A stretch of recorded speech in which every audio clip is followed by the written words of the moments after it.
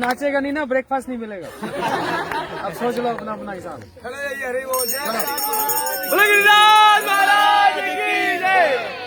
खड़ी बैठ गई, मैंने कहा महाराज जी गई मोटी माता को और कोई काम नहीं है। और गले में जनती तेरे माथे मुकुट विराज रहो श्री गोवर्धन महाराज महाराज तेरे माथे मुकुट विराज सभी बोलिए श्री गोवर्धन महाराज महाराज तेरे माथे मुकुट विराज और तेरे मुख पे मुरलियां सोई रही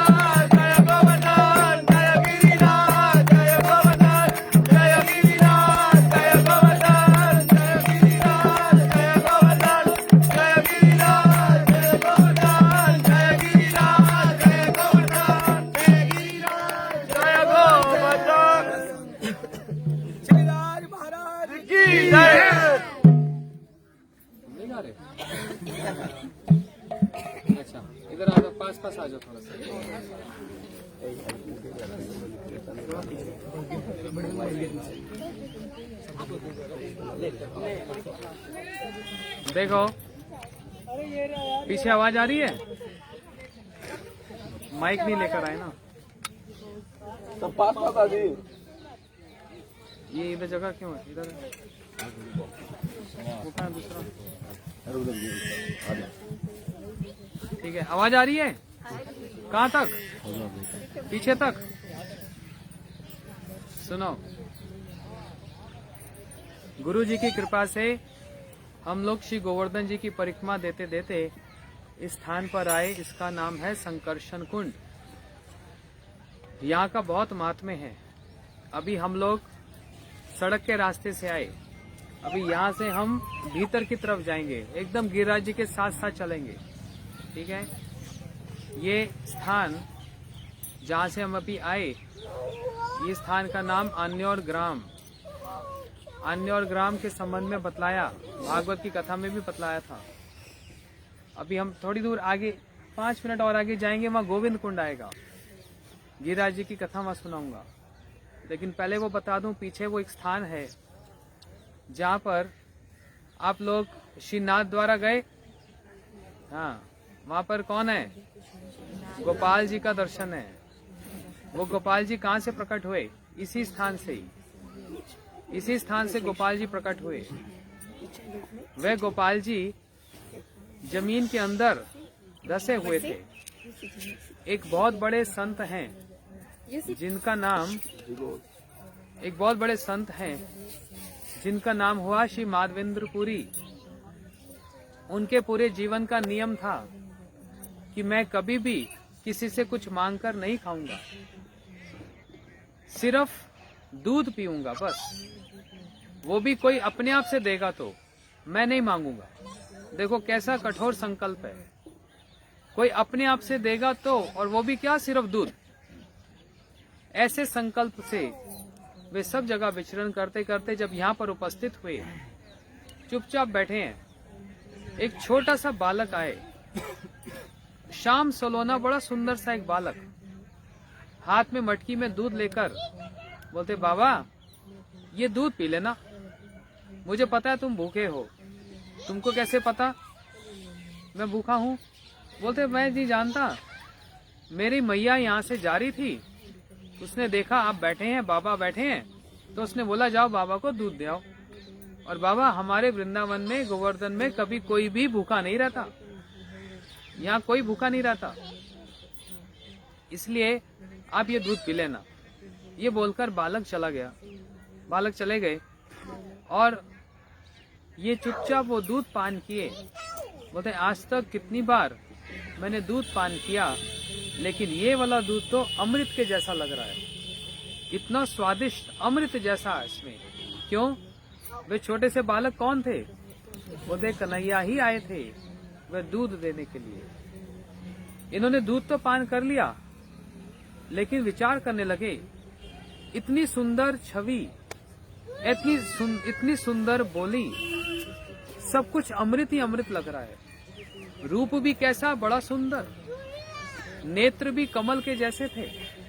जैसे भागवत जी में कहा, नमो पंकज नाभाया, नमो पंकज मालिने, नमो पंकज नेत्राया, नमस्ते पंकज आंगुली। भगवान के नेत्र भी कमल के समान, उनके हस्त भी कमल के समान, उनके चरण भी कमल के समान, उनका नाभि भी कमल के समान, संपूर्ण रूप से कमल ही कमल है। इतना सुंदर। क्यों? इस जगत में सबसे सुंदर जो वस्तु है वो कमल ही होती है। और दूसरी बात, कमल क्या देता है? शीतलता प्रदान करता है। दूसरी ओर भगवान को चंद्र कह के भी संबोधित किया है, कृष्ण चंद्र। भगवान के पूरे श्री कृष्ण के अंग में कितने चंद्र हैं? 24.5 चंद्र हैं, 24.5, 24.5 चंद्र हैं। देखो हमारे साथ कुछ भक्त ब्राजील से आए, वो ब्राजील की है, वो रशिया की है, और ये पूरी हिंदी समझती है, पूरी एकदम। वो मैं हिंदी में बोल रहा हूँ और वो इंग्लिश में बोल रही है। ट्रांसलेशन मेरी कृपा से, गुरु जी की कृपा से। हाँ। तो 24.5 चंद्र हैं। 24.5 कहाँ हुए? बोलते हैं 10 चरणों के नख, ये 10 चंद्र हैं। एक एक नख एक एक चंद्र के समान है, एक एक नख। और फिर 10 उंगली के नख, ये भी कैसे हैं? एक एक चंद्र के समान।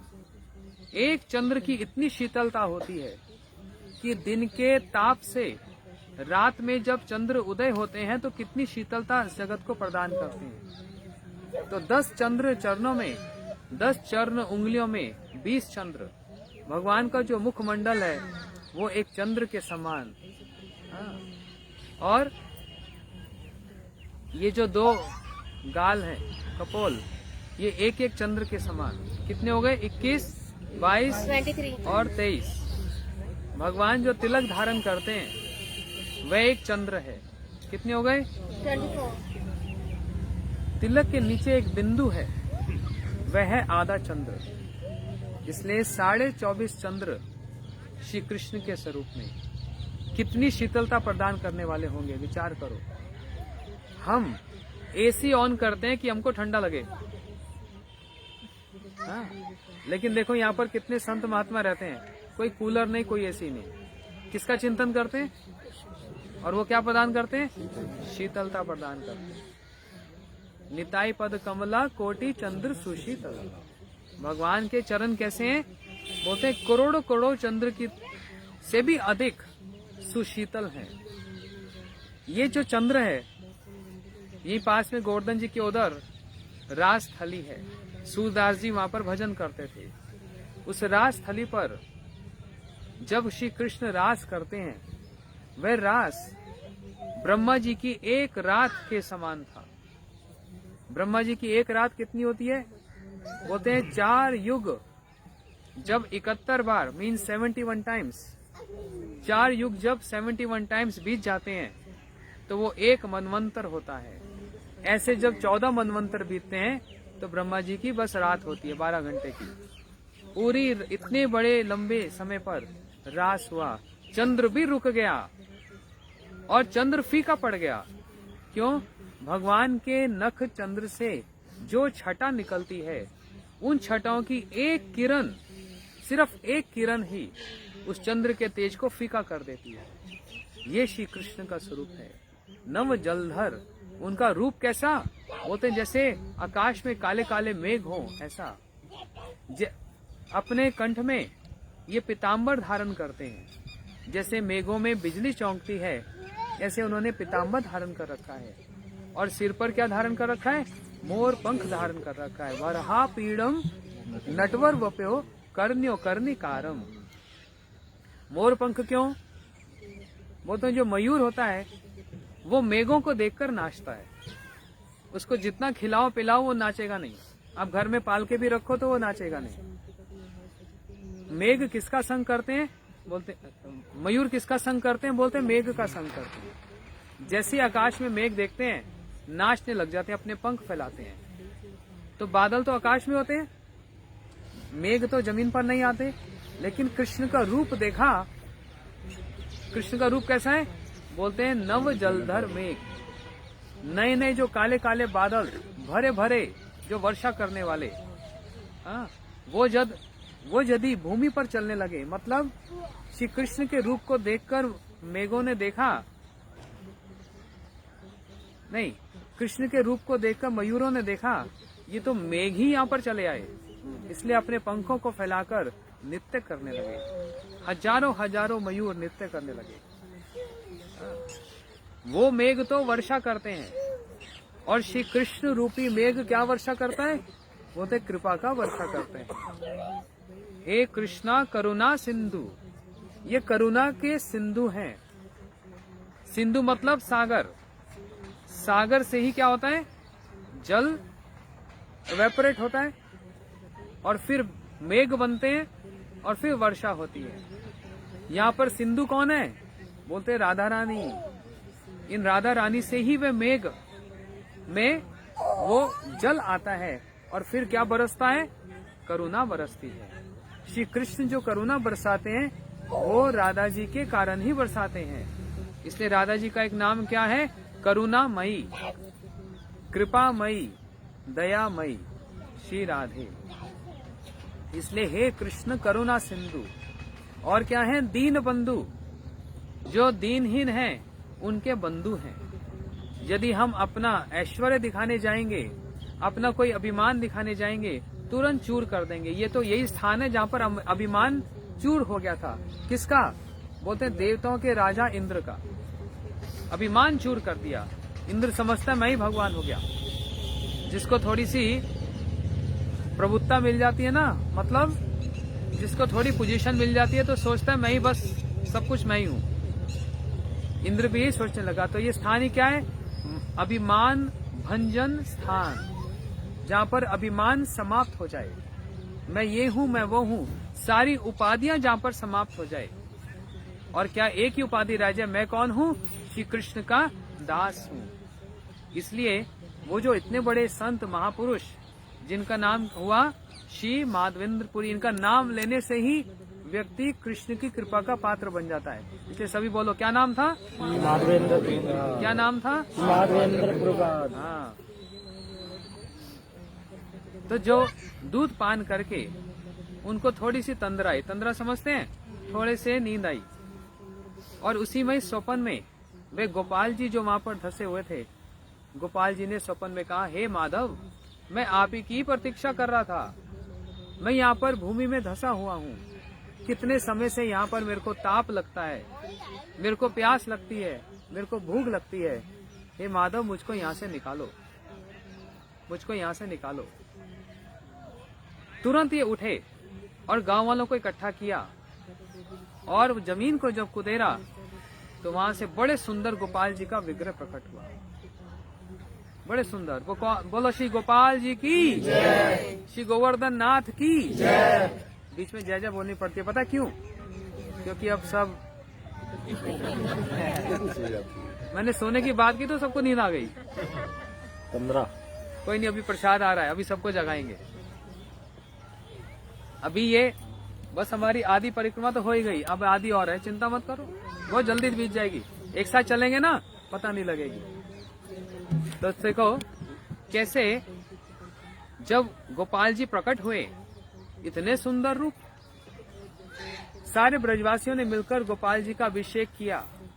दूध, दही, घी, शहद और खांड से अभिषेक हुआ। बड़ा सुंदर उनका रूप प्रकट हुआ। मथुरा के बड़े बड़े सेठ, हाँ, कैसे सेठ? बोलते महेश जी जैसे सेठ, और हमारे ये सुमित जैसे सेठ, ये लेकर आ गए सोना, चांदी, हीरे जवाहरात, सुंदर सुंदर वस्त्र, और गोपाल जी को अर्पण करने लगे।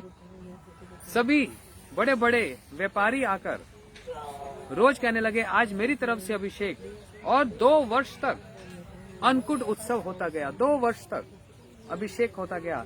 लेकिन ये जो भक्त हैं, इन्होंने उसमें से एक दाना भी ग्रहण नहीं किया। 56 भोग रोज लग रहे हैं, एक दाना ग्रहण नहीं किया। क्यों? संकल्प क्या है? क्या पीना था? दूध पान करना था, बस, और कुछ नहीं। हाँ? नहीं, माधवेंद्रपुरी बाद कभी कुछ नहीं खाए, ठाकुर जी का प्रसाद नहीं लिया, क्योंकि अपना संकल्प है, बस दूध ही पान करेंगे, वो भी कोई देगा तो, अपने आप से मांगूंगा भी नहीं। जिसको कहा जाता है अयाचिक वृत्ति।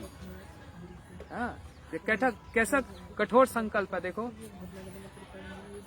ऐसे करते करते एक दिन फिर गोपाल जी ने कहा, हे माधव, मैं इतने समय से जमीन में धसा हुआ था ना, मेरे शरीर में इतना ताप हो रहा है, इतना ताप हो रहा है, इतना अभिषेक होने पर भी वो शांत नहीं हो रहा। मुझको चंदन लगाओ, मेरे लिए चंदन लाओ। बोलते कहाँ से? बोलते मलय पर्वत, जगन्नाथपुरी। इतनी वृद्ध आयु में, वृद्ध अवस्था में जगन्नाथपुरी गए पैदल। उस समय गाड़ी, हवाई जहाज, प्लेन कुछ नहीं। जगन्नाथपुरी पैदल, यहाँ से 2000 किलोमीटर है। और वहां जाकर जब बात की, सबको बताया, बड़े बड़े चंदन के लकड़ियां सब देने लगे, और उसी को ही बैलगाड़ी में रखकर जब ला रहे हैं, देखो कितना कष्ट है इतनी दूर से लाना बड़े बड़े चंदन के लकड़ियों को। भगवान उनके कष्ट को सहन नहीं कर पाए, क्योंकि ये क्या है? भक्त वत्सल है। मार्ग में ही उड़ीसा में एक स्थान है बालेश्वर, वहां पर एक गोपीनाथ जी का मंदिर है। गोपीनाथ जी, वहां किसी को बोलेंगे कोई बताएगा नहीं कहाँ गोपीनाथ जी। उन गोपीनाथ जी का नाम है खीर चोर गोपीनाथ, खीर की चोरी करने वाले। भैया ब्रज में तो माखन चोर और वहाँ उड़ीसा में खीर चोर। किसी से पूछो गोपीनाथ जी कहाँ है, बोलते पता नहीं। बोलो खीर चोर गोपीनाथ, अरे वो तो हो रहे खीर चोर के नाम से जाने जाते हैं। क्या हुआ, श्री माधवेंद्रपुरी बाजी वहां गए तो उन्होंने एक दृश्य देखा। संध्या के समय ठाकुर जी को 12 कसोरे, छोटे छोटे कसोरे जानते हैं ना, अर्थन पॉट, उसमें अमृत केली खीर, साधारण पतली वाली खीर नहीं, गाढ़ी गाढ़ी रबड़ी जैसी। आहा, बोलते हैं पंडित जी यज्ञ करते हैं तो स्वाहा स्वाहा, और हमारे ये जो बैठे ये कहते हैं आहा। बोलते खीर उसमें डाल रहे इसलिए अच्छा इधर ही डाल दो। इनका ये विचार चलता है। बोलते अग्नि में खीर डाल रहे हो, इधर डालो, आहा आहा करेंगे। इसलिए बड़ी सुंदर अमृत केली खीर का वहां पर 12 कसोरे भोग लगता है, हर रोज लगता है। माधवेंद्रपुरी पाद जी के मन में इच्छा हुई। देखो ध्यान से समझना, इन महापुरुष की एक कथा जब सुनोगे ना, अपने आप गिरिराज जी का आकर्षण आपकी तरफ आएगा। उनके कारण ही ये ख्याति हुई है गोवर्धन जी की, उनके कारण ही गोपाल जी की प्रसिद्धि है। भक्त के कारण ही भगवान की प्रसिद्धि होती है। इसलिए देखो गोपीनाथ जी ने, माधवेंद्रपुरी पाद जी ने विचार किया, ये खीर अगर मैं थोड़ी सी चख लूं तो अपने गोपाल जी के लिए भी ऐसी खीर बनवाऊंगा। जो 2 साल तक अन्नकूट उत्सव हुआ, एक दाना ग्रहण नहीं किया क्योंकि दूध पीना बस। लेकिन आज खीर खाने की इच्छा हुई है, अपने लिए नहीं, किसके लिए? अपने गोपाल जी को यही खीर भोग लगाऊंगा। लेकिन फिर मन में धिक्कार देने लगे, हाँ ये मैंने इच्छा क्यों की, मैं तो कभी कुछ और खाता पीता नहीं हूँ, हाँ मैंने इच्छा क्यों की, मन खराब करके मंदिर से बाहर आ गए। लेकिन गोपीनाथ जी इनके भाव समझ गए और उन्होंने क्या किया, एक कटोरे खीर को अपनी धोती के नीचे छिपा दिया, चोरी कर लिया। जो पुजारी जी थे उन्होंने गिना नहीं क्योंकि रोज का ही काम है, लेकर बाहर आ गए। रात को गोपीनाथ जी पुजारी जी के स्वप्न में आए और कहने लगे, उठो उठो, मैंने एक कटोरा खीर चोरी किया है, मेरे एक भक्त हैं यहाँ पर, उनको जाकर दिया, उनका नाम है श्री माधवेंद्रपुरी। पुजारी जी उठे, मंदिर खोला और देखा सच में एक कटोरा खीर धोती के नीचे छिपा हुआ है। बोलते अरे वाह ठाकुर, माखन चोरी ब्रज में करते हो, आज यहाँ पर खीर चोरी करके दिखाया। खीर चोरी लेकर बाहर गए, सड़कों में गलियों में पूछने लगे, माधव कौन है, माधव कौन है, गोपीनाथ जी ने आपके लिए खीर चोरी की है। ये बोलने लगे, मैं माधव, मेरा नाम माधव है। बोलते आपका क्या सौभाग्य, भगवान ने, ठाकुर जी ने आपके लिए खीर चोरी की। देखो हम कहते हैं भगवान की मूर्ति, भगवान के विग्रह बोलते नहीं है, क्या बोलते नहीं है, खाकर दिखलाते हैं, चल के दिखलाते हैं। आप लोग कभी मेरे साथ जगन्नाथपुरी चलना, आप लोग जगन्नाथ जी का दर्शन करने जाते हो, लेकिन वहाँ ऐसे ऐसे स्थान हैं वहाँ पर आप लोग नहीं पहुंचे होंगे कभी। एक बार हम लोग जगन्नाथपुरी धाम चलेंगे, चलेंगे सब लोग, हाँ चलेंगे। वहाँ पर 3 दिन का रखेंगे, दर्शन करवाऊंगा। तो वहाँ पर ऐसे ठाकुर जी हैं जो चलकर दिखलाते हैं, ऐसे हैं जिन्होंने खीर खाई और इनके यहाँ पर जलने का निशान आ गया, उंगलियां 3 जल गई, अलालनाथ जी। हाँ, ऐसे दर्शन हैं। तो गोपीनाथ जी का भी कैसा देखो भाव, खीर चोरी कर रहे हैं, कौन? साक्षात शिव विग्रह, शिव भगवान जो वहां पर विराजमान। अब इन्होंने खीर खाई, पहले क्यों नहीं खाई? पहले मन में स्वयं खाने की इच्छा थी, लेकिन अपने लिए नहीं, गोपाल जी के लिए। और अब इस समय गोपीनाथ जी ने चोरी करके भेजा है, अब कैसे ठुकराऊं? इसलिए बड़े प्रेम से उस खीर को स्वाद लिया, उसको ग्रहण किया। हम लोग जब खीर खाएं, कटोरे का क्या करेंगे? फेंक देते हैं। इन्होंने कटोरे को भी तोड़कर अपने कपड़े में बांध लिया, वो भी भगवान का प्रसाद है, क्योंकि भगवान ने वो चोरी किया। तो जितना खीर में स्वाद है उतना वो मिट्टी के कटोरे में भी स्वाद है। इसका मतलब क्या? हम लोग तो खीर खा के कचौरा फेंक देते हैं, मिट्टी है, लेकिन उस मिट्टी में भी उनको भगवान का, ठाकुर जी का प्रसाद का स्वाद आ रहा है। खीर ग्रहण की, वहीं पर फिर गोपाल जी का फिर स्वप्न आया उनको कि माधव इतनी दूर आने की आवश्यकता नहीं चंदन लेकर, बड़े कष्ट की बात है, रास्ते में बहुत सारे मुसलमान राजा हाथ लगाएंगे, स्पर्श हो जाएगा, क्या करो, वही गोपीनाथ जी को चंदन लगा दो, मेरा यहाँ का ताप दूर हो जाएगा। इन्होंने वही गोपीनाथ जी को चंदन लगाया और यहाँ पर गोपाल जी का ताप दूर हो गया। इसलिए क्या मनाया जाता है साल में? अक्षय तीज। ये अक्षय तीज वाले दिन चंदन लगता है। हमारे सभी भगवान, हमारे जितने मंदिर हैं, चरणों से मस्तक तक भगवान को चंदन का लेप लगता है। उस दिन कपड़े नहीं पहनाते, फूलों के कपड़े और बस चंदन लगता है अक्षय तीज वाले दिन। हमारे यहाँ फरीदाबाद में भी पूरे ठाकुर जी को आप लोग दर्शन करने आना, इतना सुंदर दर्शन होता है। हम लोग मैसेज में भेज देंगे सबको, देख लेना। तो ऐसे ही उन्होंने वहीं पर चंदन लगाया, गोपाल जी का ताप दूर हो गया। तो इसलिए उन्हीं श्री माधवेंद्र पुरी पाद्य के कारण ये गोपाल जी यहाँ पर प्रकट हुए और फिर चले गए श्रीनाथ द्वारा जी। उनके ठोड़ी पर एक क्या है? हीरा। और उनकी मुद्रा कैसी? ऐसे गोवर्धन नाथ है ना, गोवर्धन जी को धारण करने वाले श्रीनाथ द्वारा में उनके बहुत बड़े बड़े कुएं हैं घी के। लोग आते हैं वहां पर घी डाल देते हैं नाथ द्वारा में। गए महेश जी? जाना वहां पर कभी। चक्की कैसी है? वो 2 सोने की और चांदी की है। सोने की, हाँ। तो वहां पर लड्डू का और रोज 56 भोग लगते हैं, तब से वो प्रथा आई 56 भोग की, हाँ। इसलिए हम उनके चरणों में यहाँ पर आए, गिरिराज जी के चरणों में आए, हम यहाँ पर इनको प्रणाम करते हैं। यहाँ पर और भी बहुत सारी लीलाएं, अभी मैं वेट कर रहा हूँ प्रसाद की। देखो पता करो तो सुमित भैया कितना देर रह गया।